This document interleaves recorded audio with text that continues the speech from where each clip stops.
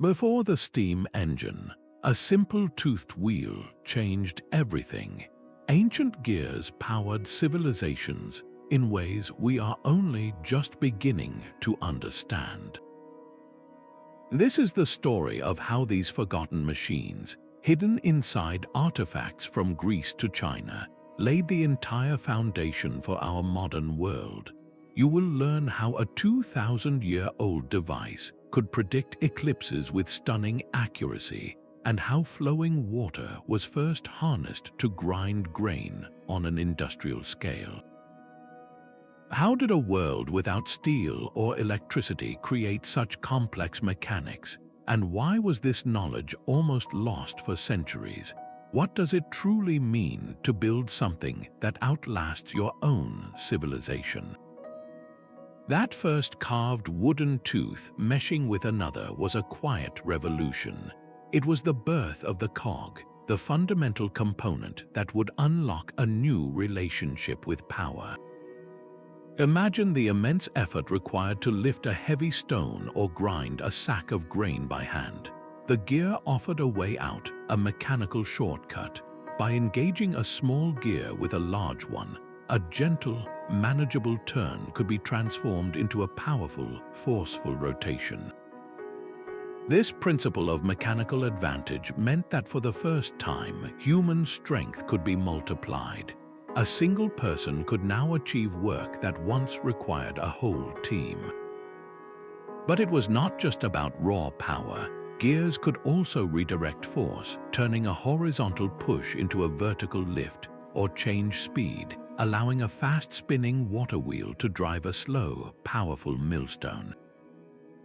This was not magic, but pure physics harnessed through craftsmanship. These early engineers worked with what they had: wood worn smooth by use, bronze cast in clay molds, and even stone carefully chiseled. The precision needed was immense. If the teeth were not shaped correctly, the gears would jam or worse, shatter under strain. This simple rotating wheel, once a symbol of motion, became a tool of control, allowing humanity to command the very forces it had once only yielded to. The quiet hum of progress often leaves behind only the most durable echoes. Deep within the silt of the Mediterranean Sea, encrusted with centuries of coral and salt, lies one of our most profound clues. It is a set of bronze gears recovered from the wreck of a Greek ship that sank over 2,000 years ago. These are not the pristine components of a museum display. They are corroded, heavy with their own history, and they whisper of a technology far more advanced than we once believed possible for that era. Their presence on a seafaring vessel is a tantalizing mystery. Were they part of a complex anchor mechanism, or perhaps an early attempt at a navigational aid? This single artifact shatters the illusion that ancient gears were confined to simple land-based tools. Across the world, in the workshops of ancient China, similar discoveries have been made. Artisans were casting their own bronze gears, experimenting with tooth profiles and arrangements, often for use in devices like the windlass. This simple geared winch, used for drawing water from deep wells, transformed back-breaking labor into a manageable task. The potter's wheel, too, was revolutionized. A foot pedal connected to a gear could now keep a wheel spinning smoothly, freeing the artisan's hands to shape clay with unparalleled precision. The truly remarkable fact is that these developments occurred independently. Separate cultures with no contact, each arrived at the same brilliant solution to a universal problem: the need to harness and control force. These surviving metal and wooden pieces are more than just artifacts. They are the physical evidence of a global awakening, a testament to a dawning age of mechanical ingenuity that was just beginning to discover its own power. A single person could now operate a machine that lifted weights once reserved for dozens. This is the core genius of the gear, a principle that turned simple rotation into a source of immense power. It works on the same fundamental idea as a lever. Just as a long crowbar gives you the leverage to pry up a heavy stone, a gear system gives you leverage over rotational force. When a small gear, the one you turn, meshes with a much larger gear, something fascinating happens. That small gear has to spin several times just to make the large gear complete a single, slow rotation. You are trading speed for raw power. The effort you put into spinning the small gear quickly is transformed into a tremendous, forceful turn on the large one. This is mechanical advantage in its purest form. It meant that the gentle push of a water wheel or the steady walk of an ox could be amplified to drive a millstone heavy enough to crush grain for an entire village. The gear did not just transmit power, it multiplied it in a predictable and controllable way.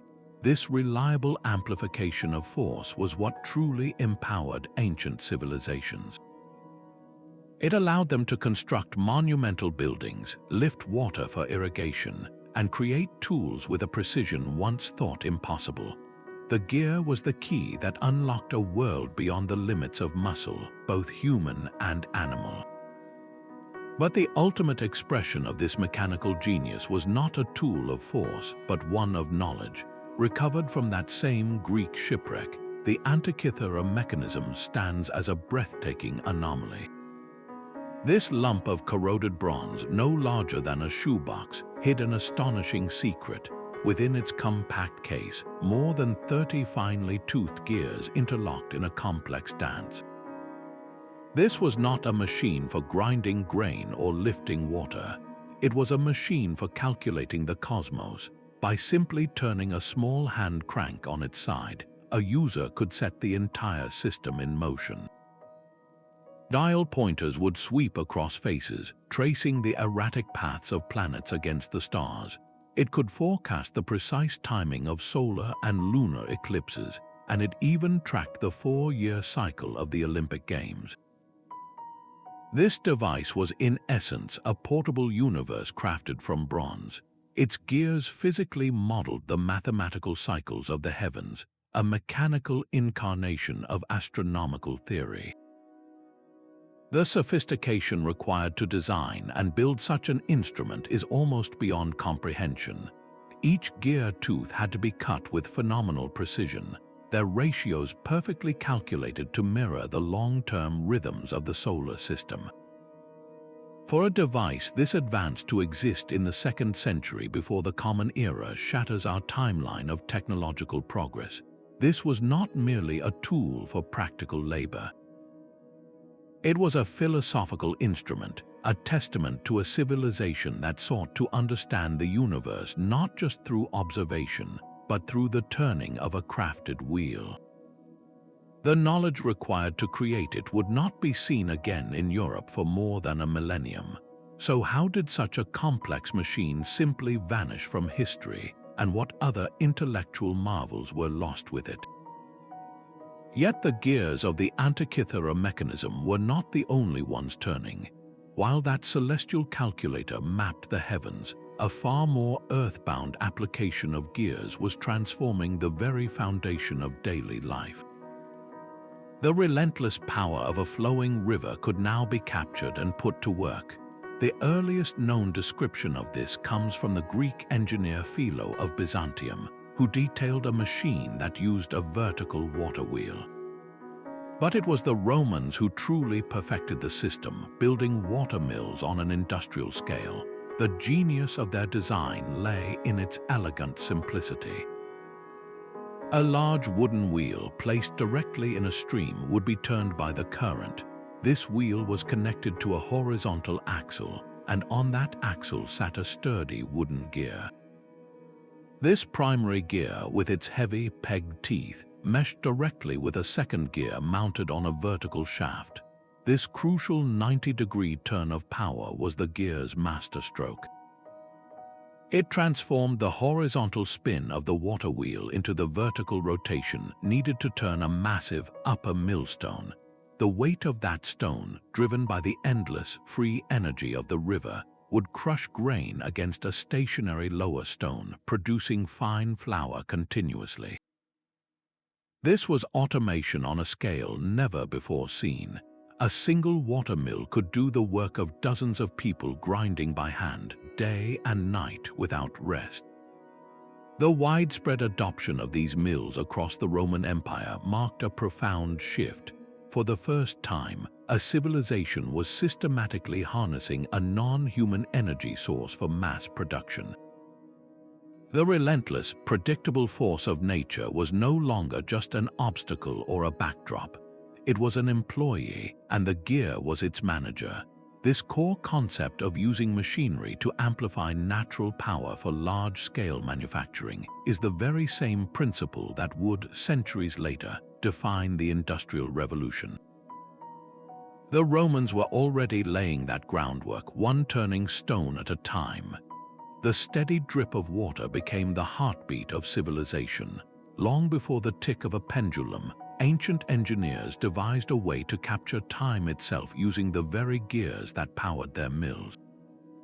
In Egypt and China, elaborate water clocks known as clepsydry used a carefully regulated flow of liquid to drive a series of interlocking gears. As water filled or emptied from one vessel to another, it turned a wheel, which in turn engaged a gear train.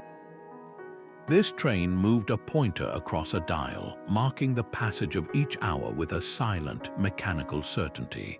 This was more than a simple timer. It was a machine that rendered the invisible flow of time into a visible, measurable motion. The gear was no longer just amplifying force. It was translating one of the most abstract concepts into a tangible, physical reality. This newfound precision rippled through society, synchronizing religious ceremonies, structuring the workday in bustling markets, and bringing a universal order to daily life. Centuries later, this foundational idea blossomed into the monumental astronomical clocks that adorned medieval European cathedrals and town squares. These towering masterpieces were the direct descendants of those early water clocks.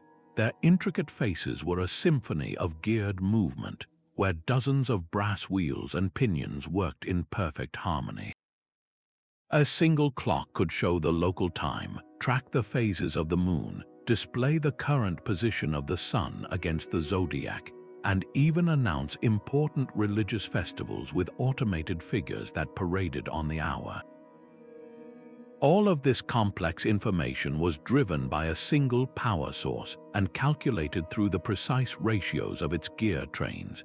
The gear had evolved from a simple tool for multiplying force into the very brain of a machine that could model the heavens and command the rhythm of an entire city. It transformed time from a personal experience into a shared public utility, allowing human activity to be coordinated on a scale that was once unimaginable. Yet the story of ancient mechanics is not written only in toothed wheels. In the bustling ports of Syracuse, another kind of genius was at work. Archimedes, perhaps the greatest mind of the ancient world, approached the same problems from a different angle. His most famous invention, the Archimedes screw, seems to have no gears at all. It is a simple, elegant tube with a spiral blade inside. But when you turn the handle, this brilliant device performs a kind of magic. The rotating spiral scoops up water from a low source and carries it steadily upward, defying gravity to empty it out at the top. It shares the same fundamental goal as a gear train, converting the simple, circular motion of a crank into a powerful, linear output. This was not about multiplication of force, but about redirection, about making a fluid climb a hill with nothing more than a clever twist. The same mind that conceived this also designed terrifying war machines for the defense of his city. Historical accounts describe colossal cranes powered by complex systems of ropes and gears that could reach out from the city walls, hook an invading Roman ship, and lift it completely out of the water before dashing it to pieces on the rocks below. Archimedes did not see gears and screws as separate inventions. He saw them as different expressions of the same underlying principles of physics, different solutions to the universal challenges of moving, lifting, and controlling the physical world. His work represents the ultimate fusion of theoretical mathematics and practical engineering. He was exploring the very laws of leverage and motion, and in doing so, he proved that the ancient world's mechanical revolution was not a single path, but a whole landscape of innovation, with the versatile gear standing as one of its most powerful and enduring landmarks. While Archimedes was defending Syracuse with his mighty machines, a different kind of mechanical genius was taking shape half a world away. In the courts of ancient China, engineers crafted a device of such elegant complexity it seemed to defy logic itself. The south-pointing chariot was a masterpiece of geared calculation. Imagine a lavishly decorated carriage rolling across the vast, featureless plains or through dense, winding forests. Perched on its roof stood a small, outstretched figure. No matter how the chariot twisted and turned, no matter how convoluted the path, that figure's arm remained unerringly fixed, pointing directly toward the south. This was not magic, nor was it a simple lodestone compass. It was a machine that thought. Inside the carriage, hidden from view, lay a truly revolutionary mechanism, a differential gear system. This ingenious arrangement of interlocking wheels was the chariot's mechanical brain. It worked by constantly comparing the rotation of the two chariot wheels. When the chariot moved in a straight line, both wheels turned at the same rate and the gears remained in balance. But the moment the chariot began to turn, one wheel would necessarily rotate faster than the other. The differential gear system sensed this difference instantly. It performed a continuous, automatic calculation, subtracting the turn of the chariot from the position of the figure. The gears physically compensated for every curve, every detour, ensuring the pointer's orientation corrected itself with each change in direction. For travelers and military commanders navigating trackless deserts or fog-shrouded valleys, this was nothing short of a technological miracle. It provided a constant, reliable bearing where landmarks failed and the stars were hidden. The sheer intellectual leap required to conceive of such a system is staggering. It demonstrates that ancient Chinese engineers were not just building tools for power, but for information. They were using gears to create an autonomous machine capable of performing a logical function, a mechanical form of artificial intelligence that could guide an army home. This independent development of such advanced gearing, centuries before similar systems emerged in the West, forces us to reconsider the entire global narrative of invention. It reveals a world where multiple civilizations were racing toward a mechanical future, each on their own path, yet all converging on the same profound truth, that a simple rotating wheel could be made to do far more than just move. It could be made to remember, to calculate, and to know. This relentless focus on utility defined the Roman approach to technology. While the Greeks pondered the cosmos with devices like the Antikythera Mechanism, Roman engineers were far more concerned with the physical world right in front of them. Their genius lay not in theoretical breakthroughs but in colossal implementation. They took the principles of the gear and scaled them up to a magnitude never before attempted, using them to literally reshape their empire. The proof is etched into the very landscape in the enduring stone of their aqueducts and amphitheaters. To lift the massive blocks for these structures, Roman builders relied on a formidable machine, the treadwheel crane. Hidden inside its wooden frame was a simple yet immensely powerful geared system. A team of men would walk endlessly inside a large, spoked wheel, much like a giant hamster wheel. This rotation turned a central axle which drove a set of wooden gears. Through mechanical advantage, the slow, trudging steps of a few men were transformed into enough lifting force to hoist multi-ton stones high into the air. This was the gear as a brute force amplifier, a tool that enabled the construction of monuments meant to last for millennia. But the Roman talent for geared machinery was not confined to peaceful construction. On the battlefield, these same principles were harnessed for destruction. Their most fearsome artillery, the ballista and the onager catapult, were essentially massive crossbows and slingshots. The real challenge was how to tension them. A soldier's strength alone could never draw the colossal ropes or arms of these weapons. The solution was a geared winch.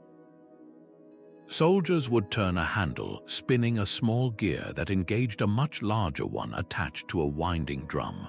With every rotation of the small gear, the drum would pull the weapon's rope back just a little bit further, accumulating immense potential energy with a manageable, incremental effort. This system allowed for unprecedented power and, just as importantly, for repeatable accuracy. A ballista crew could precisely control the tension for each shot, ensuring their heavy bolts or stones flew on a predictable, devastating trajectory. The gear transformed these machines from unpredictable siege engines into calibrated instruments of war. This dual use in building and breaking exemplifies the Roman ethos. They saw the gear not as a philosophical curiosity, but as the ultimate practical tool.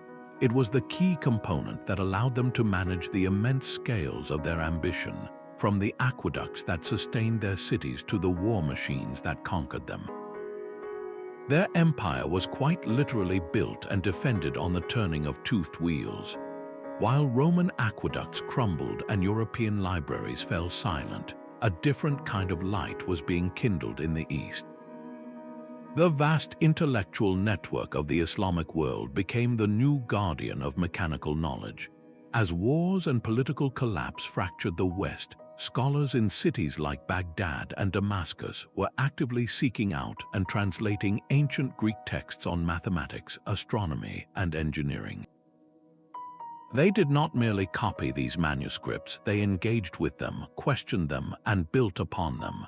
This was not a dark age, but a golden age of preservation and innovation, where the blueprint of the gear was not only saved from oblivion but was significantly improved. In the 9th century, three brilliant brothers known as the Banu Musa composed their legendary book of ingenious devices. This was not a theoretical treatise, it was a practical manual for wonder. They detailed designs for automated machines that seemed to possess a life of their own. Imagine a palace courtyard with a fountain that changed its flow pattern on its own, or a trick vessel that would serve you wine and then refill itself, all powered by intricate combinations of gears, valves, and clever hydraulic systems. These were not just toys for the wealthy, they were proof of a deep and sophisticated understanding of automatic control, a science of making inanimate matter follow a programmed sequence of actions. The gear here was no longer just a transmitter of power, it had become a component in a mechanical brain, a timer that could trigger events and create the illusion of magic. Centuries later, this engineering tradition reached its zenith with the work of Al-Jazari. Serving a Turkish Artukid prince in the 13th century, Al-Jazari was both a scholar and a master craftsman. His magnificent book of knowledge of ingenious mechanical devices is filled with breathtaking illustrations and detailed instructions for building everything from complex water clocks to automated musicians. One of his most famous inventions was the elephant clock, a towering masterpiece of cultural and mechanical fusion. A carved elephant carried a howdah on its back, which housed a complex gear train connected to a water-filled basin hidden in the elephant's body. As water slowly filled and emptied a bucket, it triggered a series of actions. A scribe figure would point to the hour, a falcon would drop a ball into a vase, and two mechanical musicians would play their instruments. This was more than a timepiece, it was a theatrical performance driven by gears, a symphony of physics and art. The relentless flow of water, harnessed and regulated by geared mechanisms, became the heartbeat of a machine that celebrated the passage of time itself. This period of Islamic scholarship was absolutely crucial. It acted as a living bridge across centuries, ensuring that the hard-won knowledge of gears and complex mechanics was not lost to the world. The designs of Al-Jazari and the Banu Musa did not just preserve ancient ideas, they refined them, added new layers of complexity, and proved that this technology had applications far beyond milling grain or lifting stones. They kept the flame of ingenuity burning brightly, protecting a legacy of toothed wheels and clever mechanisms until it was ready to cross back into a Europe that was finally waking up, ready to receive it and spark a revolution. So we arrive at the most haunting question of all. The ancient world possessed the fundamental technology, the gears, the water power, and the sheer inventive genius. Why then did the wheels of an industrial revolution never truly begin to turn? The machines were ready, but the world was not. The primary obstacle was not a failure of engineering, but a perverse incentive rooted in the very structure of society. In empires built on the backs of slaves and a vast underclass of cheap labor, there was simply no urgent economic pressure to replace human muscle with machines. Why invest immense resources in building and maintaining a complex water mill when the work could be done, albeit slowly, by a workforce that cost little more than their basic sustenance? The economic calculus did not favor capital investment in labor-saving technology because human labor itself was treated as a cheap and disposable resource. This stifled the kind of widespread, systemic adoption that defines a true industrial shift. Compounding this economic barrier was a deep cultural divide. The brilliant theorists like Archimedes, who understood the mathematics behind the machines, often existed in a separate world from the skilled artisans who did the physical work of carving gears and casting bronze. There was a pervasive and often unspoken hierarchy that viewed philosophy and pure science as noble pursuits, while the hands-on work of engineering was frequently seen as a mere trade, a lower-class occupation. This intellectual apartheid prevented the kind of continuous, collaborative feedback loop between theory and practice that would later fuel the scientific revolution. Knowledge was fragmented, not consolidated. Finally, there was the issue of precision itself. Every geared device, from the Antikythera Mechanism to Al-Jazari's elephant clock, was a one-of-a-kind masterpiece. Each gear was painstakingly filed and fitted by hand, a bespoke creation that could not be easily replicated or repaired by another craftsman. There were no standardized measurements, no interchangeable parts. This meant that complex technology remained the province of a tiny elite, a miraculous curiosity rather than a democratized tool. The societal engine required for an industrial revolution needs more than just brilliant components. It needs a fuel of economic necessity, a spark of unified knowledge, and a framework of standardized production. The ancient world had the gears, but it lacked the drive belt to connect them to the heart of its economy and culture. The rhythmic tolling of a monastery bell carved order from the chaos of the post-Roman world. Within these secluded communities, the ancient knowledge of gears found a sanctuary and a new, sacred purpose.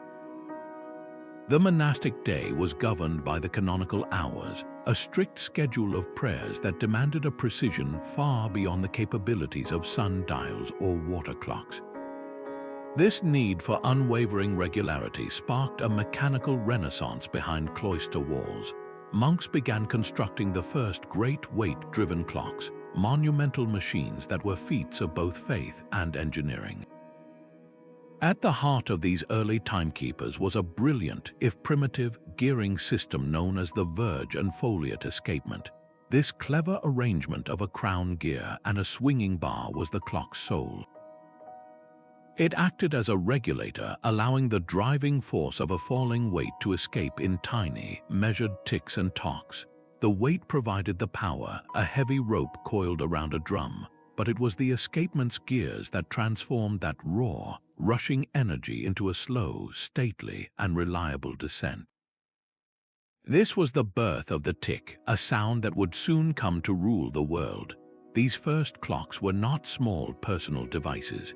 They were colossal structures of iron and wood, their geared movements so massive and powerful that they required their own towers.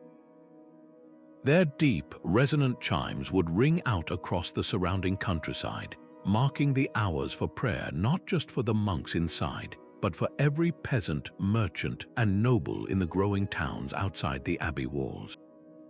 The monastery clock became the town clock, synchronizing an entire community to a single, mechanical rhythm.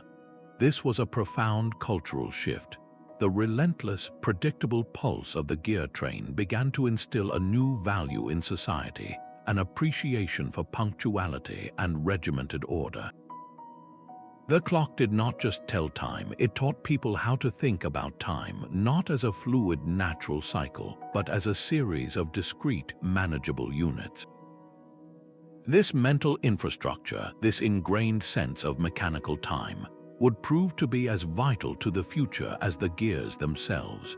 When the factory owners of the Industrial Revolution needed a workforce accustomed to starting and stopping at the sound of a bell, they found a population already trained for centuries by the monastic clock. The synchronization required for mass production was learned not on the factory floor, but in the shadow of the cathedral tower, where the turning of gears first taught a civilization to march in time. High above the deck of a ship, a sailor would lift a heavy brass disc into the wind. This was the mariner's Astrolabe, an instrument that translated the arc of the sun and the position of the stars into a latitude, a single line on the vast, featureless ocean. But the true genius of gearing was captured in its more sophisticated cousin, the planispheric Astrolabe, a portable universe fashioned from brass. At its heart, this device was a computer, one that processed information not with silicon, but with engraved plates and rotating pointers. Its design was a masterpiece of layered information. A thick, round body called the mater or mother held within it a series of interchangeable plates, each one a precise map of the night sky for a specific latitude. Over this rested the reter, a complex web-like framework of pointers representing the brightest stars, all of which could rotate together. You would not find a traditional toothed gear inside a standard astrolabe, yet its entire operation was an exercise in pure gearing philosophy. The rotating reter meshed with the fixed coordinates of the star map below, their interaction calculating celestial relationships just as surely as interlocking teeth would transfer physical force. By lining up the reter with the current date and time, a user could solve dozens of problems. They could determine the hour from the sun's altitude, find the direction of Mecca, forecast the rising and setting of constellations, or survey a plot of land. This was a device that collapsed the entire cosmos into the palm of your hand. It packaged the complex mathematical tables of an astronomer's library into a single, elegant, and intuitive tool. In an age before magnetic compasses were fully trusted for open ocean navigation, the astrolabe was the ultimate intellectual compass. It guided travelers not just across seas, but through the very mechanics of the heavens, proving that the most powerful computations could be achieved with nothing more than a cleverly rotated disk. Leonardo da Vinci's notebooks are a storm of restless invention. Page after page, you find gears spilling from his pen, not as static diagrams but as living systems in motion. He sketched a world in perpetual rotation, where toothed wheels powered impossible dreams. There were designs for armored cars driven by hand cranks and complex gear trains, flying machines with air screws turned by geared pedals, and automated looms that could weave cloth with minimal human effort. He even drew intricate clocks with multiple dials and chimes, each one more ambitious than the last. Yet for all their brilliance, most of these machines never left the paper. So why do they matter so profoundly? Leonardo was not just an artist dabbling in engineering. He was a universal mind consciously bridging a divide. He studied the recovered works of Archimedes and the ancient engineers, absorbing their principles of leverage and motion. But he then pushed further, probing the very physics that limited their machines. In his sketches for gearboxes, you see him experimenting with different tooth profiles, searching for shapes that would mesh more smoothly. He designed early versions of ball bearings, little spheres placed between moving parts to drastically reduce the grinding friction that wasted so much energy in ancient devices. This was the crucial leap from using gears to understanding them. He was systematically engineering efficiency into the very heart of the machine. His flying machine was not just a fantasy of wings, it was a detailed study of how human power, amplified through a system of gears and pulleys, could be translated into rotary motion for a giant screw. It was a calculation, a mechanical hypothesis. This fusion of artistic vision and engineering rigor is his true legacy. He stood squarely at the crossroads, looking back to the ancient masters and forward to a future he could only imagine. His notebooks became a seed vault of ideas, a direct inspiration for the engineers and clockmakers of the following centuries who would finally possess the materials and the motivation to build the world he dared to draw. Leonardo's gears spun on paper, but the next great machine carved its mark directly into the mind of Europe. Johannes Gutenberg's printing press did not roar with the power of a water mill, but its quiet, methodical clicks heralded a different kind of force entirely. While we remember its movable type, the press itself was a triumph of mechanical philosophy. Its central mechanism was a large wooden screw turned by a long lever. With each pull of that lever, the screw drove a flat plate down onto the ink type with perfect, repeatable pressure. This was not about raw power, but about control. The press standardized force, ensuring that every single copy of a page received an identical impression. This principle of uniform, mechanized repetition is the very soul of gearing. The press was a gear for information, a machine that multiplied thoughts instead of talk. Before its invention, books were rare treasures copied by hand in silent scriptoriums. Knowledge was a slow, expensive drip. The printing press turned that drip into a flood. Suddenly, the intricate designs of gear-driven clocks, the theories of Archimedes, and the engineering marvels of Al-Jazari could be captured in ink, replicated by the thousand, and shipped across continents. A single technical manual explaining the mathematics of gear ratios could now be studied simultaneously in a workshop in London and a university in Prague. This created something the ancient world never possessed, a rapidly growing, interconnected community of innovators. Artisans could build upon the published discoveries of scholars, and theorists could see the practical applications of their ideas. The press broke the monopoly on knowledge, fueling the fires of the scientific revolution and creating a public hungry for discovery. It was this very dissemination of mechanical ideas that prepared the cultural ground for the Industrial Revolution. The printing press did not have traditional gears, but it operated on the same core principle, the mechanization of a process to achieve a predictable, powerful, and world-changing output. It built the intellectual framework without which the great geared machines of the following centuries would have remained mere curiosities. The true power of a gear lies not in its strength, but in its silence. A perfectly meshed gear train transmits power with a quiet, fluid efficiency, a soft whir that speaks of minimal friction and wasted energy, but achieving that silence was a battle fought for centuries at the workbench. The effectiveness of any gear system depends entirely on the precision of its components. In ancient devices, each tooth on a bronze gear was shaped by a skilled artisan with a file and a practiced eye. There were no digital calipers, no computer-guided cutters. The quality of the tooth profile, the specific curve and angle of each individual tooth was everything. If the teeth were cut too deeply, they would bind and jam, locking the machine solid.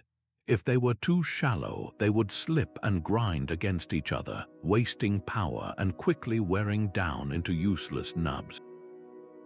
The smoothness of the entire operation, from a watermill to an astronomical clock, rested on this delicate, hand-forged geometry. This relentless pursuit of precision slowly transformed manufacturing itself. Medieval clockmakers, driven by the need for unwavering accuracy in their timepieces, became the new pioneers of gear cutting. They developed specialized tools like the dividing engine, a brilliant device that could mark out a metal blank into perfectly equal segments before the teeth were even cut. This ensured that every tooth was spaced with mathematical regularity. The gear-cutting machine, often powered by a hand crank and guided by a master template, allowed for a new level of repeatability. A clockmaker could now produce a set of gears for one tower clock that were virtually identical to the gears in another, a concept that was unthinkable in the ancient world. The materials themselves also evolved under this demand for better performance. Early bronze gears, while resistant to corrosion, were relatively soft and could deform under heavy, continuous load. As machines grew more powerful and ambitious, craftsmen turned to tougher materials. Wrought iron, painstakingly forged by a blacksmith, offered far greater strength and durability. An iron gear could withstand the tremendous forces inside a large grain mill or a mining pump without shearing its teeth. This evolution from brittle bronze to resilient iron was a quiet revolution in material science, driven by the needs of the machine. This centuries-long refinement, this unglamorous work of filing, cutting, and forging, was the unsung hero of mechanical progress. The artisan's file and lathe were as vital as the inventor's brilliant blueprint. Without this slow, cumulative improvement in craftsmanship, the complex and reliable machines of the industrial age would have remained impossible dreams, their potential locked away by the crude imperfections of a poorly made wheel. A wooden spool unwound a knotted rope into the churning sea, each knot marking another measure of a ship's progress. This was the chip log, a seemingly simple device whose reel was a basic geared system for capturing one of the ocean's great unknowns, speed. For a vessel lost in the vast blue, knowing how fast it was moving was as crucial as knowing its direction. But a far greater revolution in control was happening back at the helm. Before the early 18th century, ships were steered by a whipstaff, a long pole connected directly to the rudder. Maneuvering a massive galleon in a storm with this crude lever was a brutal, exhausting struggle, a battle of muscle against the immense pressure of the sea. The introduction of the ship's wheel changed everything. It was a masterclass in mechanical advantage hidden below decks. The wheel itself spun a drum, which wound and unwound ropes that ran through a series of pulleys, all leading to the rudder's tiller. This arrangement was a form of gearing, a pulley system that traded the short, hard push of the whipstaff for multiple, gentle turns of the wheel. A sailor could now apply a manageable force to guide thousands of tons of wood and sail with a delicate precision once thought impossible. This fine control transformed long-distance voyages from a perilous gamble into a calculated endeavor. It allowed captains to hold a steady course for weeks on end, to navigate treacherous straits with confidence, and to reliably follow the complex trade winds that now knitted the globe together. The ship's wheel, a direct descendant of the same principles that lifted Roman stones and turned mill wheels, was no longer just moving objects. It was steering the very course of history, connecting continents and cultures with every turn of its spokes. That Chinese chariot with its unerring pointer was driven by a mechanical brain.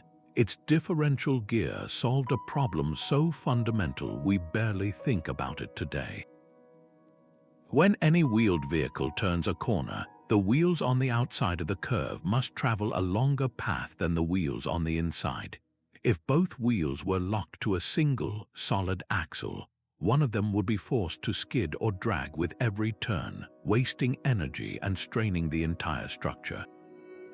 The differential is the elegant solution to this puzzle. It is a self-balancing gear system that sits between the two drive wheels. It receives power from a single source, the turning axle, but it cleverly splits that power, allowing one wheel to spin faster than the other while ensuring both are still being actively driven. Inside its casing, a constellation of small gears works in perfect harmony, constantly adding and subtracting rotation. As you turn left, the system automatically allows the right wheel to speed up just enough to cover its greater distance, while the left wheel slows proportionally. The Chariot's navigational genius was simply a brilliant application of this core mechanical truth. The gears were not just moving the carriage, they were performing a continuous, real-time calculation of motion and compensation. To have conceived of this over 1,500 years before it became the heart of every automobile on the planet is a staggering intellectual feat. It reveals a level of abstract mechanical thinking we rarely attribute to the ancient world. These engineers were not just solving the problem in front of them, they were solving a universal problem of motion itself. They built a machine that understood a fundamental law of physics long before that law was ever formally written down. This was not merely craftsmanship, it was a form of mechanical prophecy, a glimpse of a future that was already technically possible, waiting only for the world to catch up to the turning of its gears. The relentless logic of the differential gear solved a profound puzzle of motion, but the ancient world's mechanical ambitions reached far beyond the practical. There was always room for pure, unadulterated wonder. In the 1st century AD, within the vibrant intellectual hub of Alexandria, an engineer named Hero composed detailed blueprints for a theater of miracles. His automated stage was a marvel of pre-programmed performance, powered by a simple weight descending like a slow heartbeat. This weight turned a central axle wrapped with a coiled rope, but the true magic lay in the brass drums mounted along it.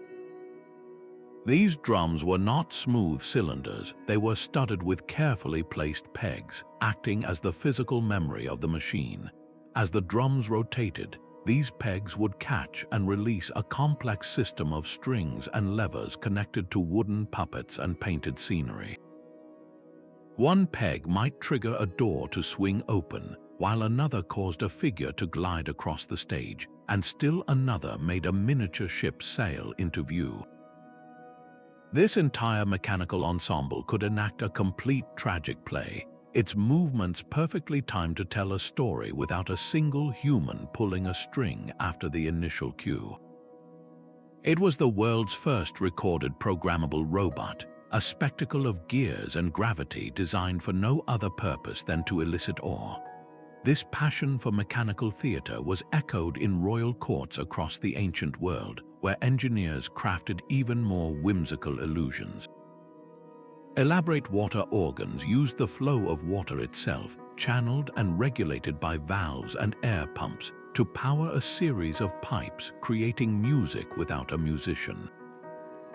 Small, singing bird automatons hidden within intricate cages would suddenly come to life, their chirps produced by cleverly routed air and water through whistles, while the bird itself turned and moved. These were the special effects of their era, demonstrations of a technological prowess that sought not just to feed cities or tell time, but to captivate the human spirit. They revealed a crucial, often overlooked driver of innovation, the sheer joy of creation and the powerful desire to master the inanimate world, not through force, but through the delightful illusion of giving it a life of its own. Hero's theater fell silent, its brass drums stilled. The ingenious chariot that always pointed south eventually crumbled into dust, its brilliant gears scattering and forgotten.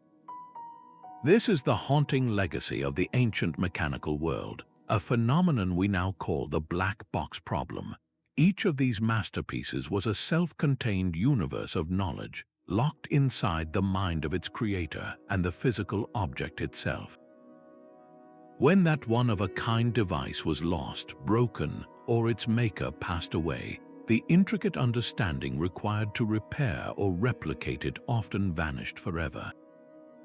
There were no engineering schools teaching standardized gear design, no published blueprints circulating in workshops, and certainly no factories producing interchangeable parts.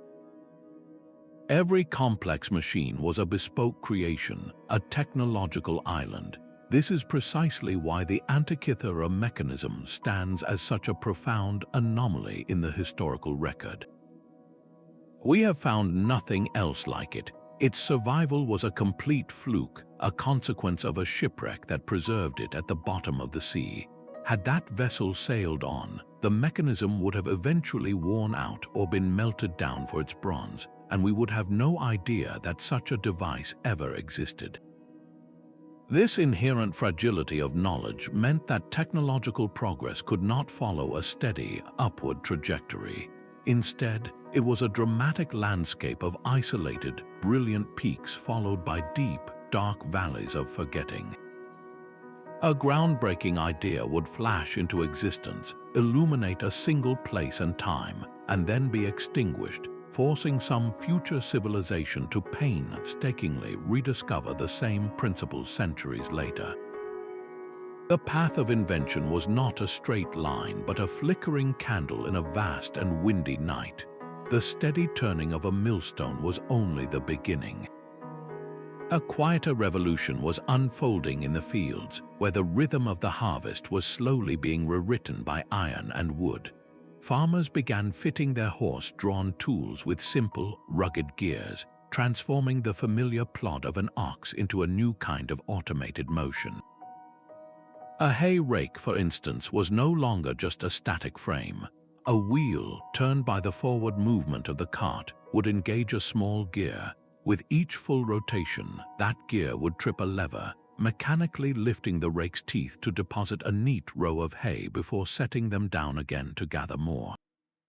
It was a small automation, but it saved endless hours of back-breaking labor. More complex machines followed, like seed drills that used gears to precisely meter out grain from a hopper and deposit it at a uniform depth and spacing. This was no longer just about amplifying power. It was about injecting precision and repeatability into the ancient art of sowing. For millennia, the survival of a community demanded that nearly every pair of hands be dedicated to the soil. The slow, cumulative effect of these geared implements began to change that fundamental equation. A single farmer with a clever machine could now manage a task that once required several. This incremental gain in agricultural efficiency created a surplus of labor. It meant that for the first time in history, a significant portion of the population could be spared from the fields. These people would eventually migrate to growing towns and cities, becoming the very workforce that would operate the looms and steam engines of the coming industrial era. The humble farm gear, therefore, was not merely a tool for planting and reaping. It was the subtle, essential first step in a vast demographic shift, quietly building the human foundation for the modern world. That quiet, predictable tick of the monastery clock did more than just structure the day. It began to restructure human thought. If a machine made of gears could model the heavens and mark the hours with such unerring regularity, then perhaps the universe itself was a kind of machine. This was the birth of the Mechanistic Worldview, a profound shift in philosophy where the cosmos was no longer seen as a mysterious realm ruled by the whims of gods, but as a vast divine clockwork. The gear, with its perfect interlocking teeth and predictable motion, became the ultimate metaphor for this new understanding. It represented a universe governed by fixed, mechanical laws that could be discovered and understood. Philosophers like René Descartes took this idea and ran with it. He famously described animals as complex automata, and while he reserved a special place for the human soul, he saw the entire physical world as a magnificent mechanism. This was a radical departure from ancient beliefs. It suggested that everything, from the orbit of a planet to the fall of an apple, operated on principles as reliable as the turning of a gear in a clock. This belief was not just philosophical speculation, it was a call to action. If the universe was a machine, then humanity could, in theory, take it apart to see how it worked. The same tools one would use to understand a clock, observation, measurement, and mathematics could be applied to the cosmos itself. This faith in a rational, orderly, and mechanical universe was the essential intellectual fuel for the scientific revolution. It gave thinkers like Newton the confidence to search for universal laws, convinced that they were not dealing with magic or mystery, but with a system of divine engineering. In this profound way, the humble gear transcended its physical form. It became a lens through which we learn to see the world, a conceptual key that unlocked the conviction that nature could be understood, predicted, and ultimately mastered. By the 18th century, the stage was set for a profound transformation. The intricate knowledge of gearing, once the guarded secret of a few specialized artisans, had become common currency among the workshops of Europe.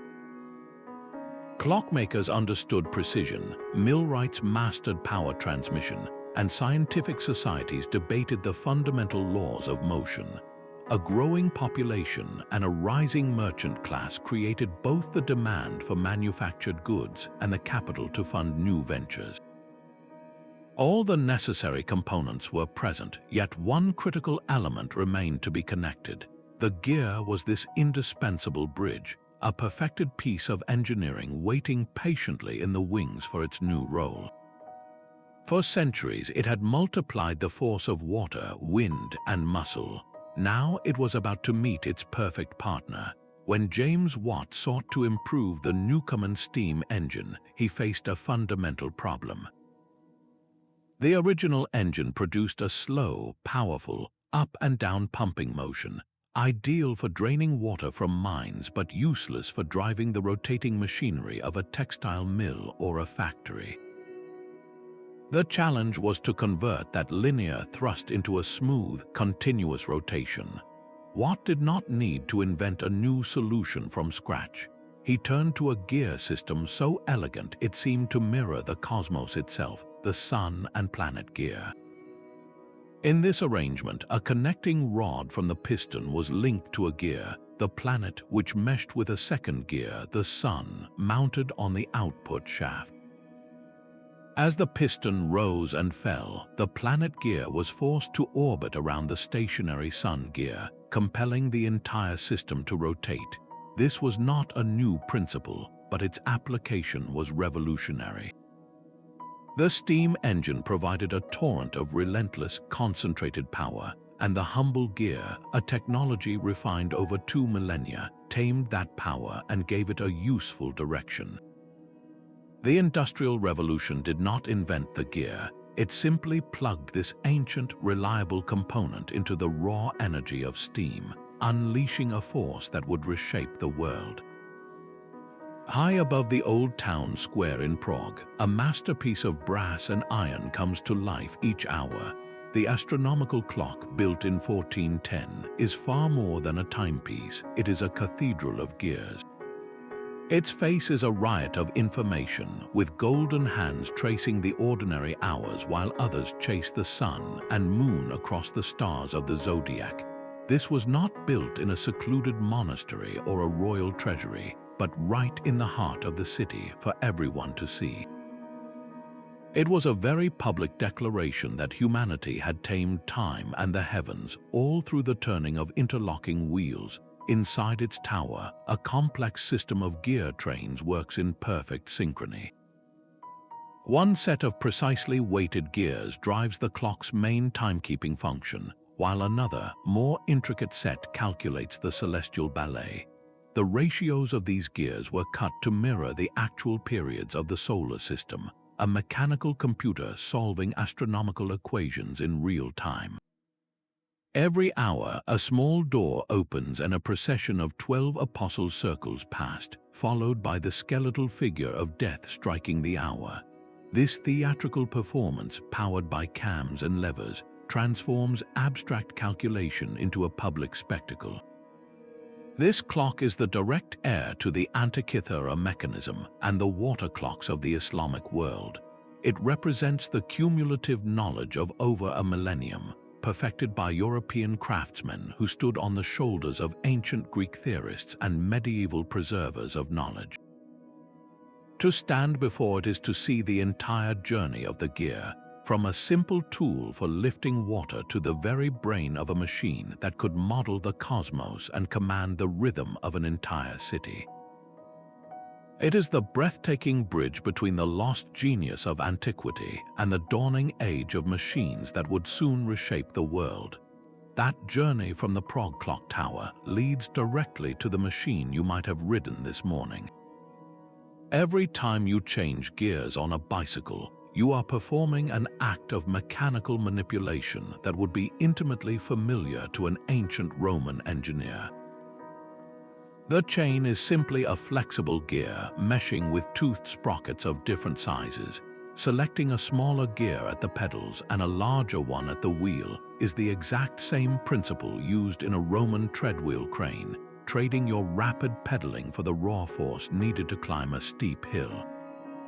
Your car's transmission is a symphony of this ancient logic, an entire orchestra of sliding gears that automatically shift ratios to keep the engine running efficiently, whether you are accelerating from a stop or cruising down a highway.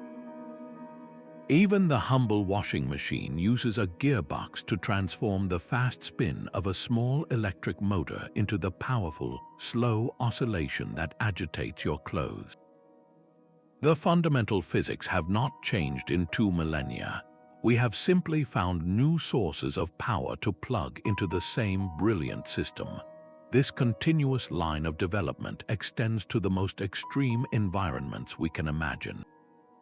The Mars rovers crawling across the red desert rely on robust planetary gearheads to reduce the high speed of their motors into the deliberate, powerful turns of their wheels.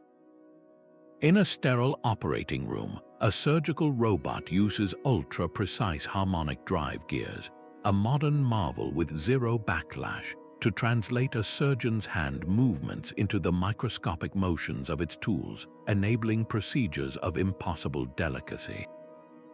From the wooden cogs of a water mill to the carbon composite gears in a jet engine or a wind turbine, the core idea remains unshakable. The ancient inventors who first carved 2-toothed wheels and set them in motion did more than build a machine. They encoded a fundamental language of force and motion. They set in motion a technological chain reaction that built the very rhythm of our automated, interconnected world. These simple, rotating wheels were the quiet engines of civilization itself. They amplified our strength to build monuments, measured the heavens to give us knowledge, and captured the flow of time to bring order to our days.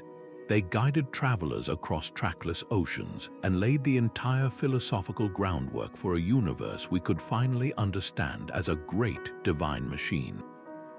Every empire that rose did so on the turning of these cogs, and every step toward our modern world was taken on this ancient, rotating foundation. The great surge of the Industrial Revolution did not appear from nothing. It was the moment this 2,000-year-old technology finally met a new source of power. The gear was the indispensable bridge, the perfected piece of engineering waiting patiently to connect the raw force of steam to the spinning wheels of progress.